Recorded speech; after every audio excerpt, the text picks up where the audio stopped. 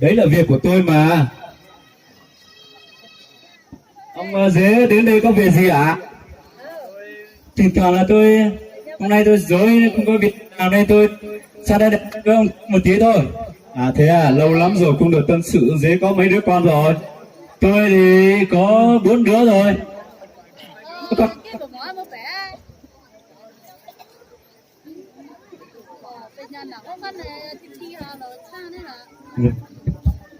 Tôi con thì có 4 đứa, 2 đứa con trai, 2 đứa con gái.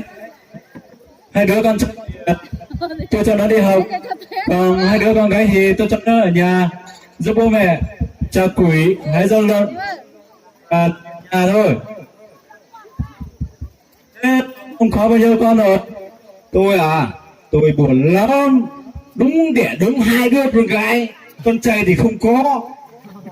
Con gái thì để 2 đứa ở nhà cùng với mẹ hái rau lợn cho lợn thôi mà. Ồ thế à. Ui, chuẩn bị được cơm rồi đấy. Ông mời ông dế ăn cùng gia đình một bữa cơm. Ôi làm phiền ông quá. Có gì đâu. Mời vợ con vào ăn cùng luôn. Thôi cái này dân tộc Mông mình ấy, đàn bà ăn cùng người đàn ông thì không hay đâu. Mình thử ăn thôi. À vâng thế. Bà chuẩn bị cơm ở nhà bếp, bà dế ăn cùng bà nói nhá. Vâng. Ăn cơm đi. Vâng, ăn cơm đi.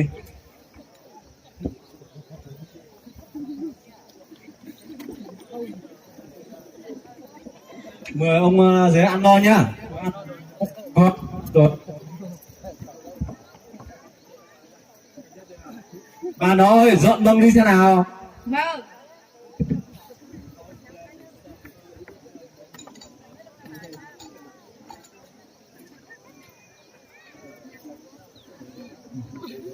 Thôi ông các bạn, cũng đã chơi với ông khá lâu rồi.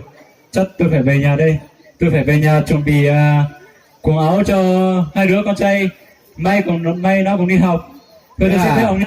Chơi đã, lâu lâu mới đến chơi với tôi một đêm đã xong mới về. Tôi về nhà chuẩn bị quần áo với chuẩn bị nhiều thứ cho con cái đi học quá. Tôi xin phép ông về. À thế à, thế thì gia đình ông dế đi tốt nhá. Rồi về nhá. Chị nhá. Đi lúc nào rảnh lại đến chơi nhá. Rồi.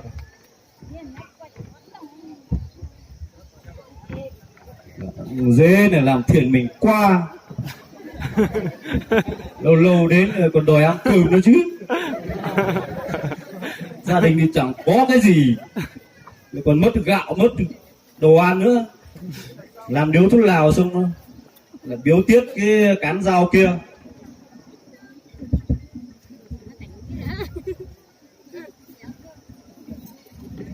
Alo.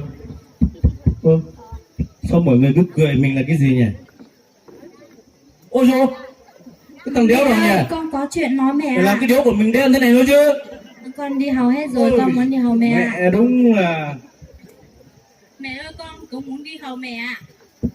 Ông nói ơi, anh con gái của ông bảo muốn đi học kìa. Ông nói cái gì đi? Con gái rồi đi học làm cái gì nào? Người ta đẻ được con trai thì mới cho đi học chứ. Chúng nó muốn đi học thì cứ cho đi học đi. Thôi. Cái Mỹ có biết không? 14 tuổi rồi đấy. Sắp đi lấy chồng được rồi. Tôi còn đang cần tiền đây này. Phải cho đi lấy chồng để có tiền tiêu chứ. Còn đòi đi học nữa à? Con muốn đi học bố ạ. Không, khi nào bố đẻ được con trai bố mới cho đi lấy chồng. Bây giờ đang một đứa trong bổng này. Khi nào đứa này là con trai thì tôi mới cho đi học. 2 đứa này thì đừng có đòi đi học nữa nhá. Đi làm việc. Thôi bố các con không cho đi học thì ở nhà với mẹ. Dạo này nhiều việc lắm. Còn đi cắt cỏ trâu rồi hái rau lợn chặt củi, nhiều việc lắm. Mẹ một mình mẹ cũng không làm được đâu. Bố không cho đi học thì thôi ở nhà với mẹ thôi.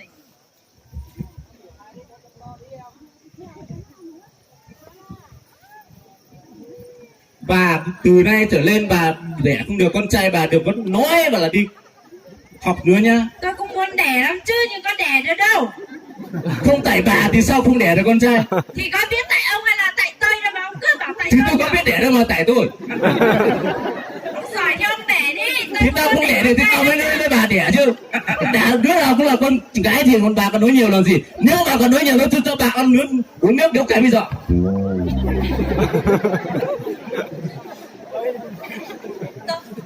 Chị ạ, con cho mình đi học.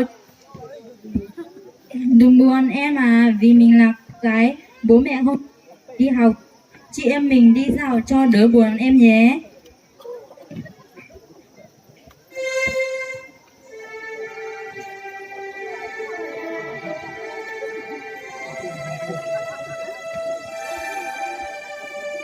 Hai em đi đâu đi? Chị em mình đi chơi thôi ạ. Tại vì bố mẹ không cho chị em mình đi học nên bố muốn chị em mình đi dạo thôi ạ. Thế bố em không cho em đi học à? Thôi đừng buồn nhá, nghe anh bảo đi. Về với vợ, làm vợ anh nhá. Chị mà ơi! Chị mà!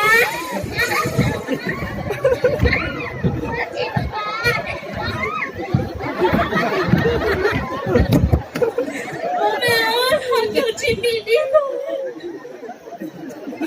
Con bảo cái gì cơ? Kêu chị Mỹ đi. Anh kéo chị Mỹ đi. Con cũng không biết nữa, con nghe họ nói là họ kêu đi làm vợ. Ông nói. Dạ. Bác giờ bảo là có người kéo con Mỹ đi rồi, làm sao đây? Thế nào đấy? Giờ bảo là có người kéo Mỹ đi làm vợ rồi. À thế à? Mình đi cứu nó đi không? Càng đi sớm thì càng tốt chứ có cái gì đâu. Thế mình không đi cứu nó nữa à? Không, mình đang thiếu cơm. Nó đi thì càng tốt chứ có cái gì đâu. Và nó sang đây nói chuyện nào. Nói chuyện gì không? Và nó ơi, mình phải bằng bàn xem nó lấy bao nhiêu tiền chứ. Chứ còn cứu là cái gì nữa. Ê, không đi cứu nữa à? Không, mình bằng bàn xem lấy bao nhiêu tiền. Thế mình phải lấy thế nào đây không? Theo tôi ấy, 30 triệu. 30 triệu với lại 100 cân lợn, 50 cân gà, 50 lít rượu. Ôi, hay là mình không lấy tiền nữa nhở? Mình đuổi lấy một con trâu về cày đi không? Thôi. Lấy tiền, lấy trâu bà tử đi chăm nữa đấy. Trời trâu về vừa bấy sang đường tôi không hót đâu đấy. Nhưng mà mình có cái gì cày đâu. Mình có tiền rồi phải lo thuê người. Thế giờ không lấy trâu nữa à? Không, tôi quyết lấy tiền là tiền. Nếu bà còn nói nhiều, tôi không chia đồng nào cho bà đâu đấy. Thì con gái là tôi đẻ ra, có phải bà đẻ ra đâu.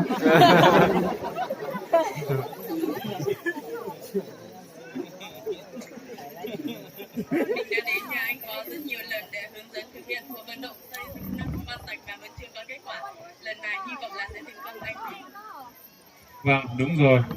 Mà lần này mình đi xem nhà ông Khó xem thế nào nhá. Ông Khó ơi, Dạ, ông có nhà không? có. Ui, cán bộ à? Cán bộ đến nhà Cán chơi bộ ngồi à? đây đi. Vâng. Gia đình tôi đang thiếu ghế.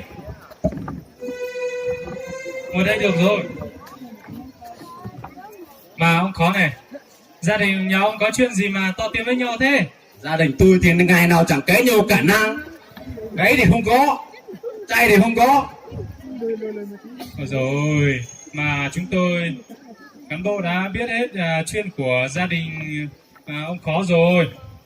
Mà như tôi này, cán bộ để 2 con gái thôi, tôi cũng cho nó đi ăn học bình thường như các bạn. Mà ông Khó sao để con gái không cho nó đi học là sao? Mà ông Khó này, bản mình ấy đang phấn đấu để đạt chuẩn nông thôn mới, cũng như là tiêu chí nông thôn trong số 19 tiêu chí của tiêu chí hộ nghèo đấy ông ạ. Mà gia đình mình làm như vậy là ảnh hưởng đến cả bản, cũng ảnh hưởng đến tiêu chí nông thôn nữa chứ. Nông thôn mới với chẳng nông thôn cũ. Nam không mới chẳng ba xài cái gì. Vừa con tao hư thì tao phải dạy bảo chứ. Cán bộ nói nhiều làm cái gì.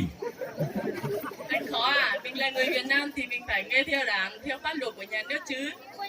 Mà anh Khó này, gia đình anh và bản mình đấy, nghe về tiêu chí là gia đình 503 sạch chưa? Sạch nhà, sạch bếp, sạch ngõ. Nam không bạt sảy tôi có biết Nam không bạt sảy là cái gì đâu. Anh không hiểu à, thế để em giải thích cho anh nhé. 503 sạch nghĩa là không sử dụng các chất độc hại trong sản xuất kinh doanh, không bạo lực phụ nữ và trẻ em gái, không tảo hôn và hôn nhân cận huyết thống, không có trẻ suy dinh dưỡng và bỏ học. Anh đã hiểu chưa? Còn sạch là phải sạch nhà, sạch bếp, sạch cả bản làng, anh hiểu rồi chứ? À, có nghĩa là sạch bếp thì gia đình mình phải dọn dẹp những cái bếp nấu ăn của mình để cho nó sạch sẽ, phải không cán bộ? Vâng, đúng rồi. Còn sạch nhà thì mình phải hàng ngày dọn dẹp cái nhặt của mình để cho sạch sẽ, có phải không cán bộ?